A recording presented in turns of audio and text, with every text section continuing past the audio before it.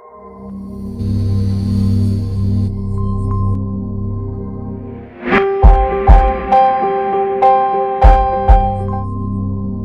want to introduce our speaker tonight.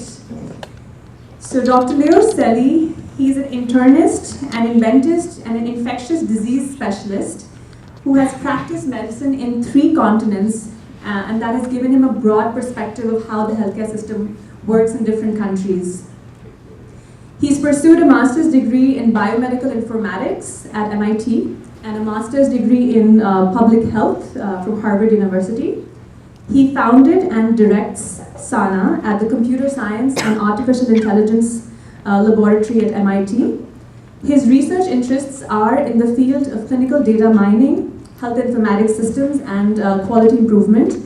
And I just want to point out that he was extremely wonderful when I reached out to him. He was very approachable, very interested in learning about the group and participating and giving back to the community. So I'm very thankful that Dr. Celi is part of AI for the rest of us today. And in particular, I have a very deep passion for working in the developing world. So this topic is of particular interest to me as well. So I welcome you, Dr. Celi.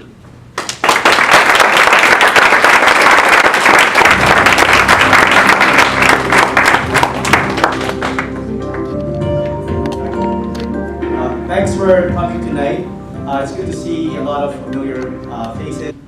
I'm going to start by speaking about the group that I belong to. So the laboratory is called the Laboratory of Computational Physiology. It's hosted under the Institute for Medical Engineering and Science. And our flagship project is the MIMIC database. MIMIC stands for Medical Information Mart for intensive care. And this is a high resolution database that would have information about patients who are admitted to the intensive care unit of the hospital where I work in. So I'm still a practicing clinician. I work at Beth Israel Deaconess Medical Center as an intensivist. And for the last decade, we have been extracting all the data that is collected in the process of care of the patients there. And when I say all the data, it's all the data. Data coming from the ventilators or the breathing machine, data coming from the bedside monitors, all the notes that are being written by the nurses and the doctors. So we have about more than a decade's worth. And in 2007, we did something that was radically different at that time. We scrubbed all the protected health information and we made the database completely open access to the rest of the world. So at present, we have close to 10,000 people who are using the database. It is being employed by, I think, close to 30 courses around the United States and around the world. It's being used by Coursera, it's being used by edX to teach about machine learning and signal processing using healthcare data. We were aware that a single center database is not very relevant because there's always a suspicion that the models are not generalizable. So 3 years ago, we partnered with Philips Healthcare, and they made us the warden of a database coming from the EICU. So this data is collected from patients admitted to more than 400 hospitals across the United States. And we also decided to offer a subset of this database completely open access to the public. So that database is called the EICU Collaborative Research Database. It's got the same resolution as MIMIC, but it doesn't have any waveforms, it doesn't have any nodes. Things that are on the horizon for us is that by the end of the year, we will be including actual images in MIMIC. So the images now are not just connected to the radiologist report. It's actually connected to the health record so that you could look at patterns in the image that are that could be related to outcomes or disease trajectory or how patients respond to treatment.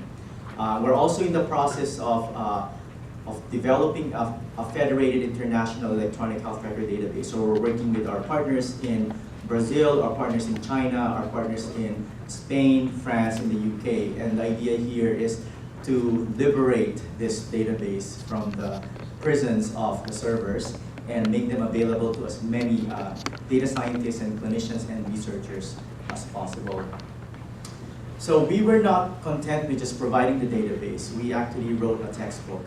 And this is a cookbook of how do you start off with a research question, and then how do you try to use a database, an electronic health record database, to address that particular question. So this is a labor of love between data scientists from MIT as well as doctors and nurses from Beth Israel Deaconess Medical Center.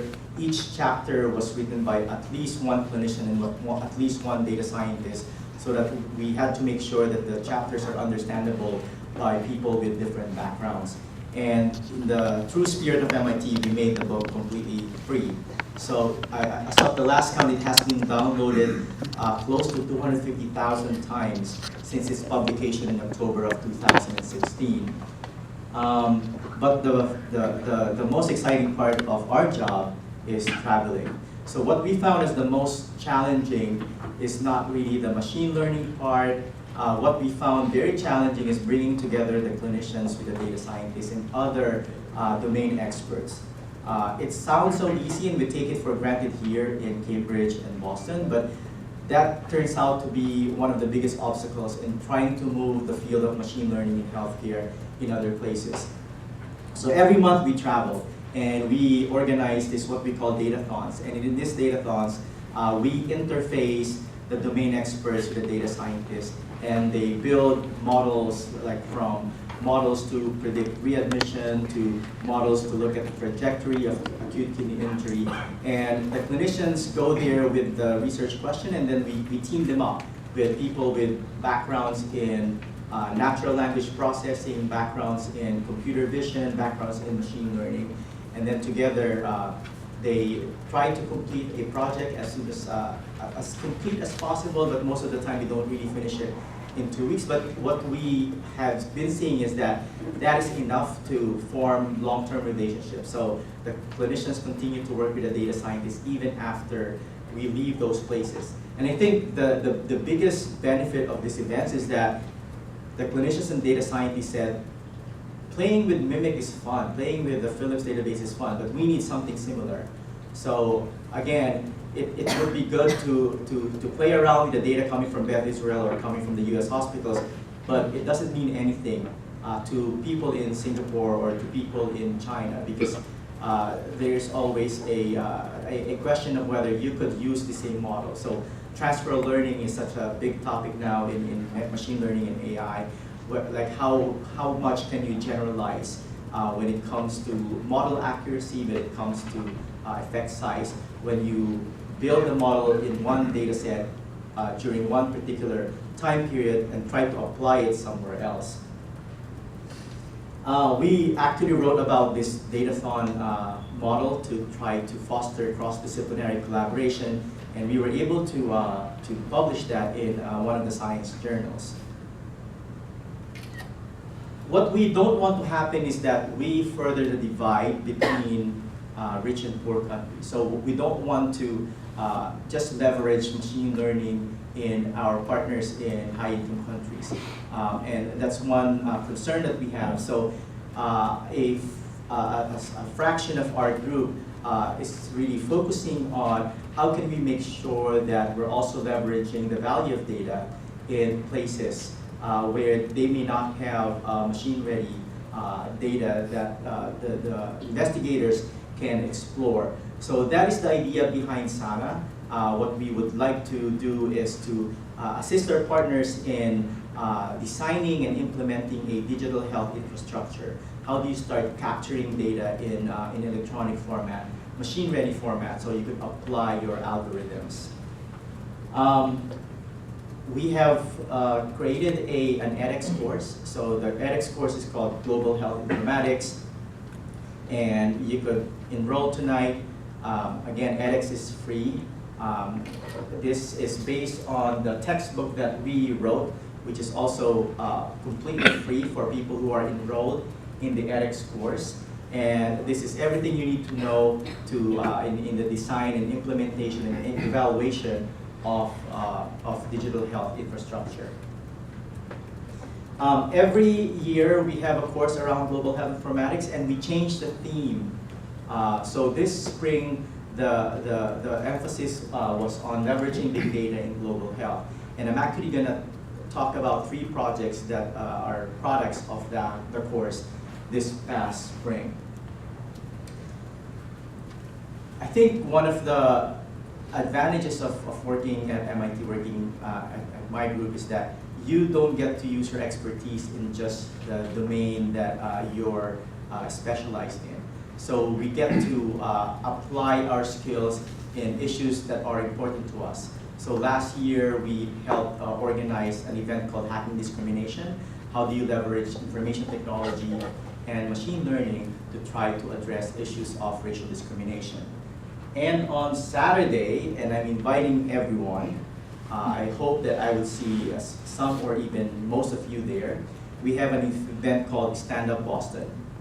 The website is standupboston.org, and this is, we will be offering technical and non-technical workshops around the Me Too movement. So there will be people from Google who will be looking at social media to try to look at the trajectory of the Me Too movement, try to identify places where it's lagging behind, so you could focus your efforts there. There will also be non-technical workshops such as photography or storytelling, so I highly recommend this event. It starts on Friday at 5 o'clock. Our keynote speaker is Pierre Berestein, who is the new director of Harvard's Office of Sexual Assault Prevention. We have people coming from both the technical as well as the social science world for this event. So please sign up. I hope to see most of you there this coming Saturday at 5 o'clock, and then Friday at 5 o'clock, and then Saturday from 9 to 6:30. Okay, so we're gonna dive in, and we've been inundated by headlines like this, which really we're really getting irritated by such headlines such as how AI is transforming healthcare and solving problems in 2017, how AI will redesign healthcare. What I wanted to do is to step back. I wanted to try to identify what are the problems of healthcare where AI could play a role. So let's do that. I was trying to compile a list of what are the biggest issues in healthcare, and fortunately I came across a report from 1989, and this report was part of the motivation to establish the Agency for Healthcare Research and Quality, and it was a response to a report from the Institute of Medicine that pointed out escalating healthcare costs, wide variations in medical practice patterns, and evidence that some health services are of little or no value. So this is 1989. Fast forward to 2018, we have exactly the same problems now. We have not made any headway in trying to address the problems that we've had for the last quarter of a century. So escalating healthcare costs. In contrast to other industries, where as the technology improved, the cost would go down, healthcare is the complete opposite. As you introduce more technology, it becomes more expensive. So this here on the left-hand side is the picture of a 5 megabyte hard drive in 1956. So if you want to store a song, you would need something like that so that you could have a song in your hard drive. In 1981, a 5 megabyte hard drive cost close to $3,000. And if you want a 10 megabyte hard drive, you will have to pay more than $3,000. Fast forward to 2018, you could buy a 128 gigabyte hard drive on Amazon for $20. And just to remind people, 1 gigabyte is 1,000 megabytes. So you could see here that as the technology improved, the cost really went down. With healthcare, it's a complete opposite. And this is not a problem for the United States. People always say, oh, that's only true for you folks in the United States. Like, no, that's not true. Healthcare cost is spiraling up wherever you go, whether you're going to the poorest country or the richest country. I'm gonna go and list some of the factors contributing to why healthcare is so expensive. One of the biggest contributors would be waste. So based on data from 2009, they said that for every dollar that we spend on healthcare, 30 cents leads to no added value, no improved outcomes of the patient, improve efficiency in the healthcare system. Some of the ways could be accounted for by this phenomenon of over-testing and over-treatment. This is a great book by Gilbert Welch that I highly recommend to everyone. He nicely describes this phenomenon of over-testing and over-treatment. Over-diagnosis is not really a wrong diagnosis. It's a correct diagnosis, except that the condition is probably not going to harm you throughout your lifetime, and you're probably better off not knowing about it. An example that they keep giving is thyroid cancer. So we now have this very high-resolution ultrasound that could detect the smallest thyroid nodule. In the United States, the number of thyroid cancer detected over the last 2 decades have tripled.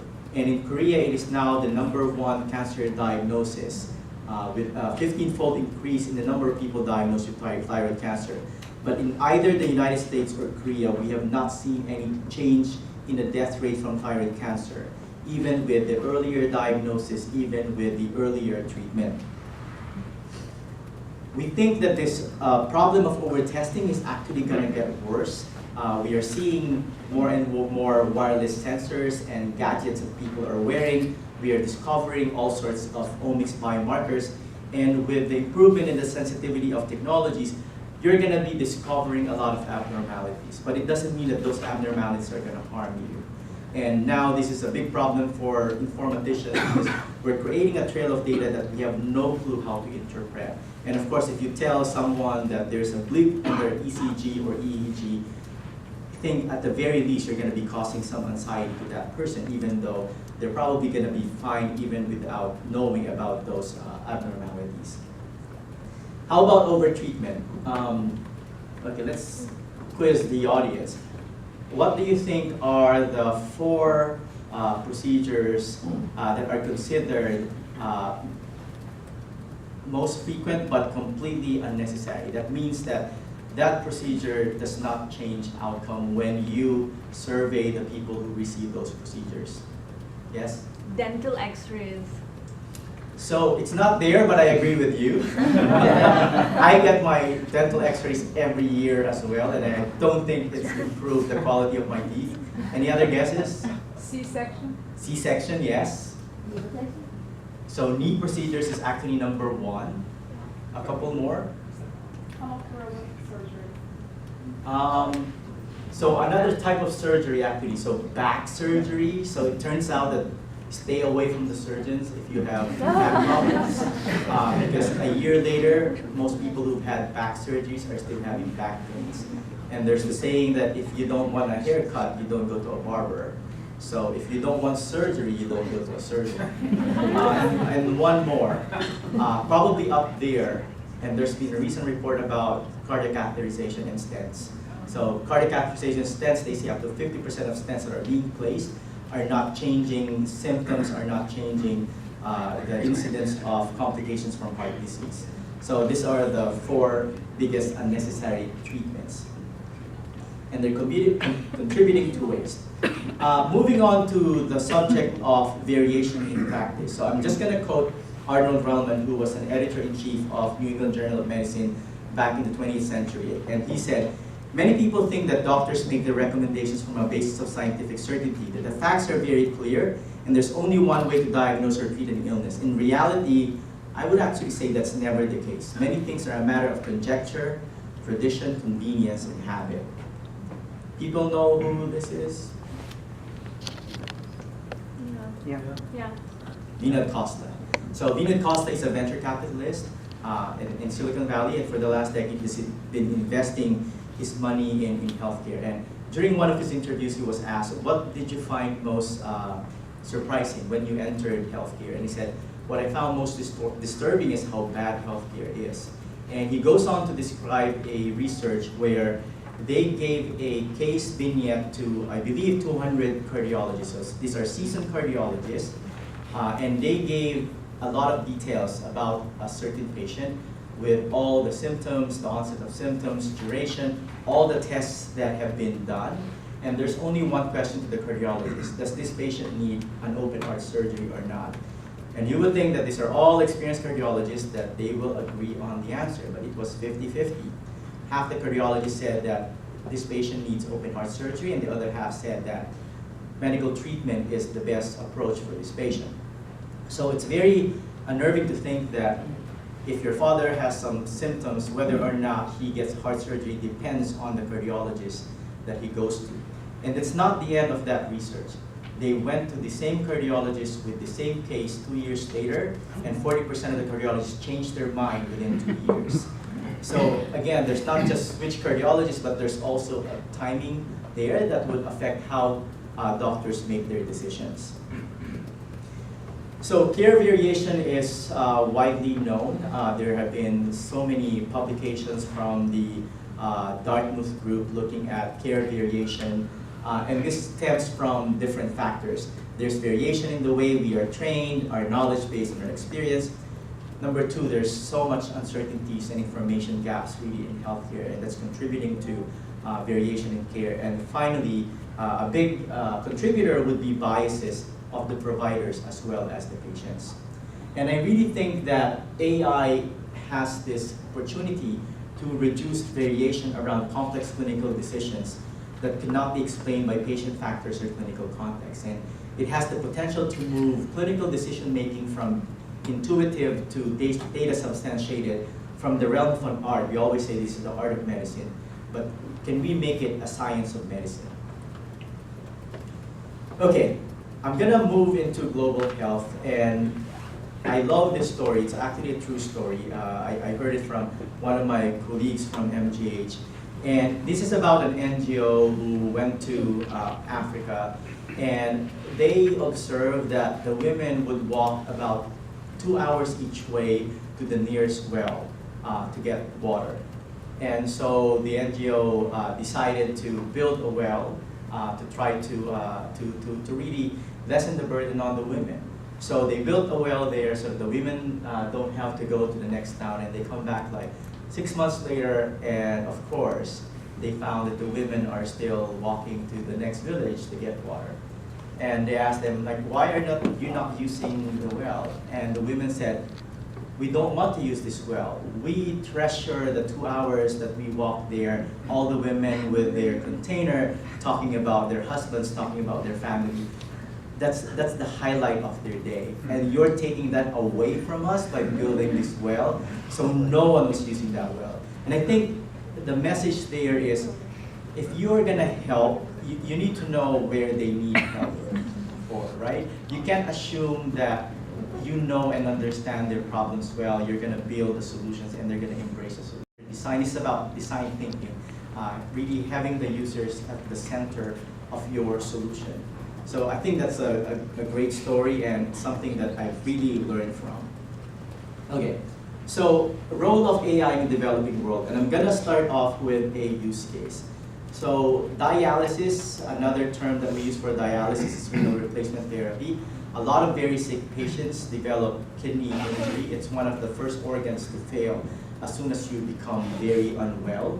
And it's an intervention that we routinely offer in the intensive care unit.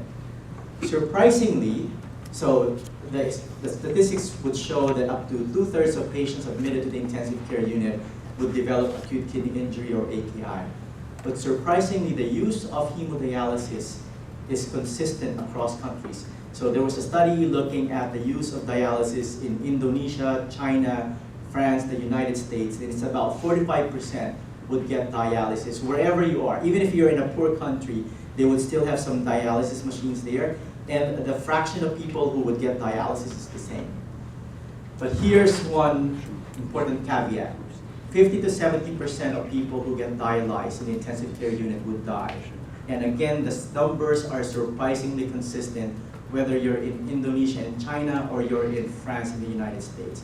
About at least half of the people that you dialyze in the intensive care unit would still die. So that means that in about half the patients, it didn't really add any value because the patient died anyway. And it's a very expensive treatment. It's very labor intensive.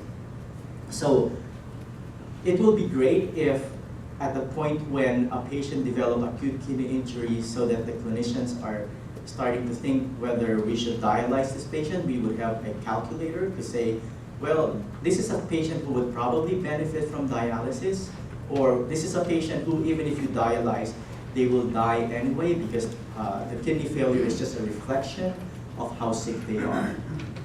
So that is one example, for example, that where we could use machine learning and AI to assist with decision making in the intensive care unit.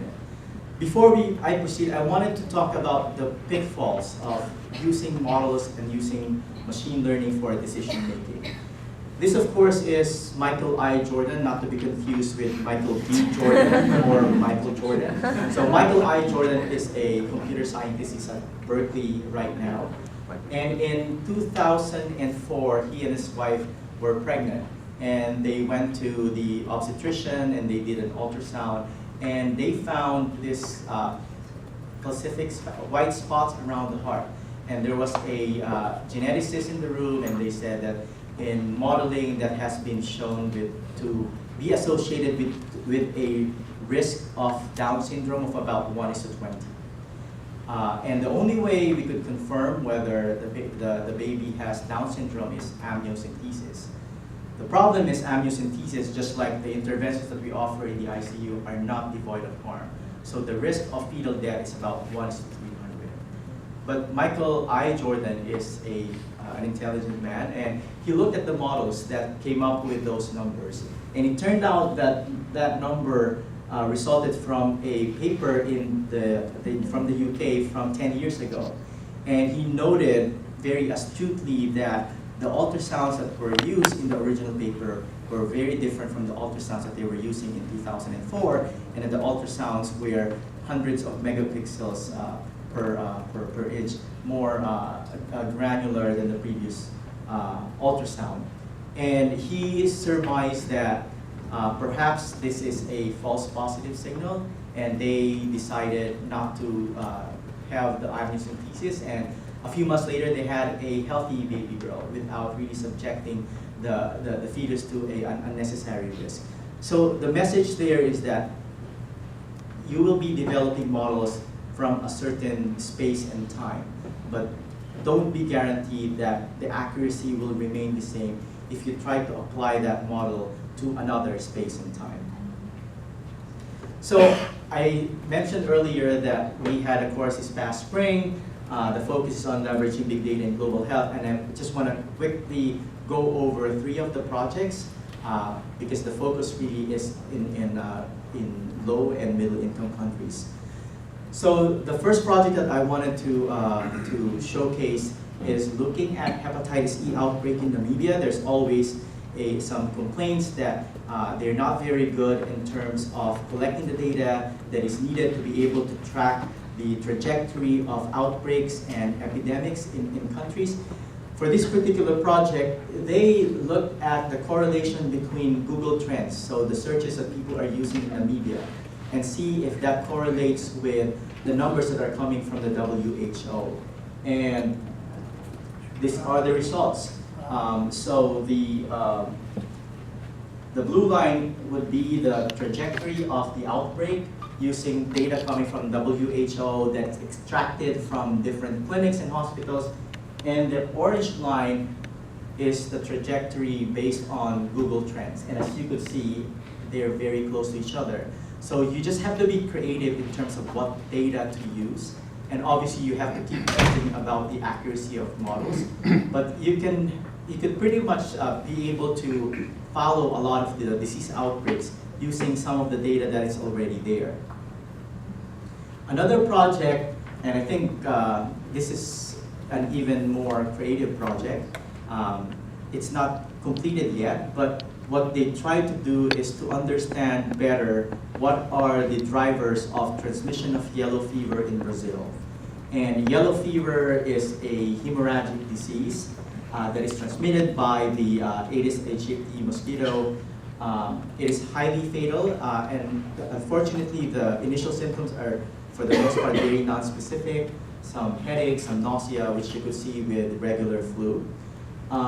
It starts off from the jungles, and the hosts there are the monkeys, and then there's an intermediate type of yellow fever where the hosts are both humans and monkeys.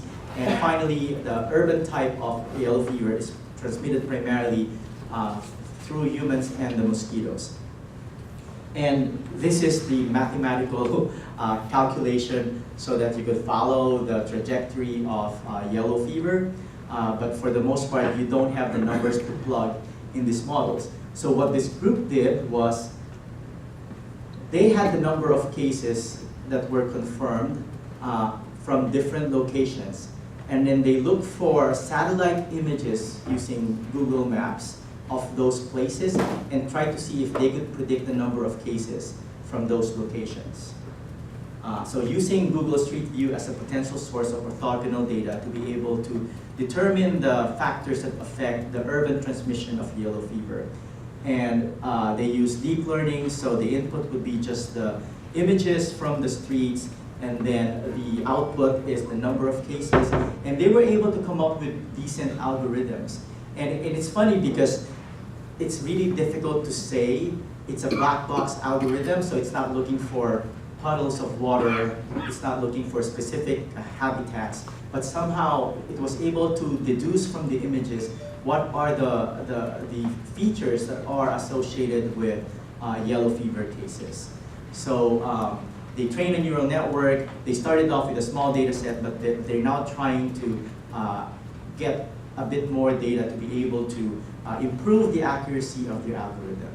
And finally, the third project is using machine learning to predict failure of TB treatment in Eastern Europe. And these are the students who were assigned to this particular group.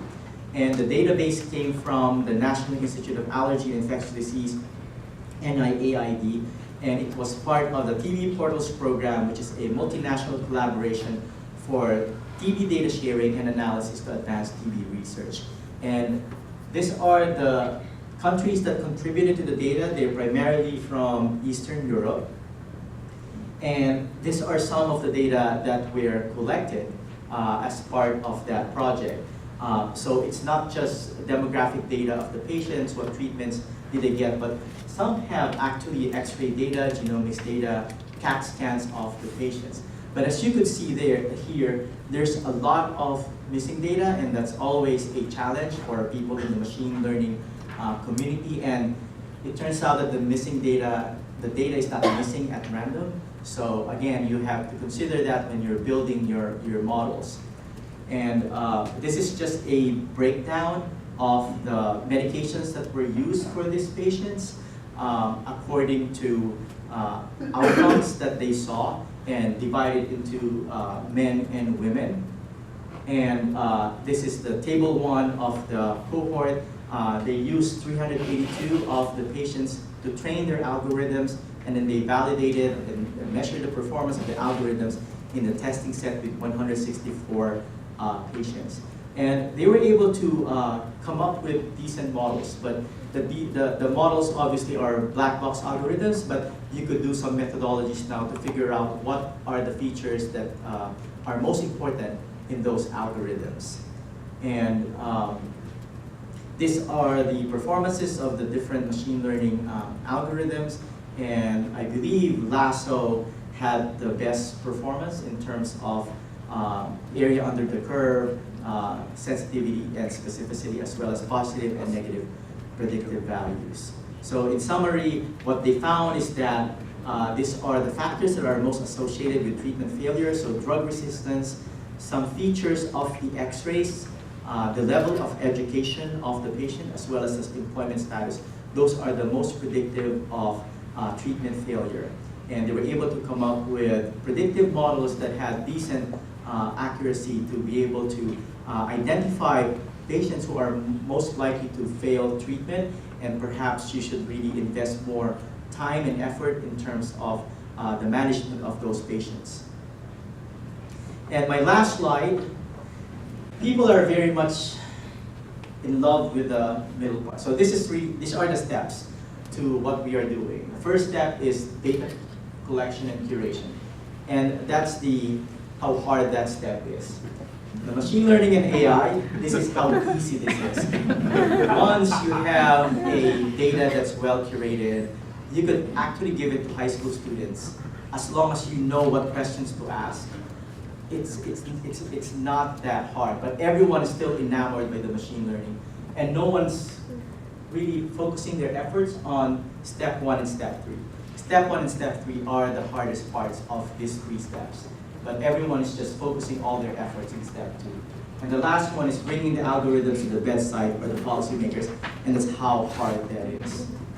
So follow us on social media, and again, I wanted to invite people to Stand Up Boston this coming Friday and Saturday, 5 o'clock. Please register. It will be a fun event. Thank you.